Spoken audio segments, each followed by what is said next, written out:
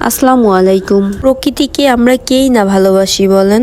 আমার আজকের ভিডিওটি দেখলে সত্যিই আপনারা আরো বেশি করে প্রেমে পড়ে যাবেন। তেমনই একটি প্রকৃতি নির্ভর এলাকার কিছু অংশ আমি আজকে আপনাদেরকে দেখাবো, এবং যেখানে আছে গাছপালা এবং সবুজে ঘেরা মাঠঘাট, এবং আপনি যতদূর দেখবেন ততদূরই মনে হবে যে শুধু সবুজ ক্ষেত আর ক্ষেত। প্রকৃতির সাথে মিল রেখে গ্রামের নামটিও রাখা হয়েছে স্বর্গপুর। সত্যি দেখলে মনে হয় স্বর্গের এক টুকরো অংশ। আপনারা যারা শহরে বা ঢাকাতে থাকেন তারা সত্যি এই জায়গাগুলো দেখলে অনেক মিস করবেন। আপনার যতই মন খারাপ থাকুক, আমি মনে করি এই জায়গাতে আসলে আপনাদের মন এমনিতেই ভালো হয়ে যাবে।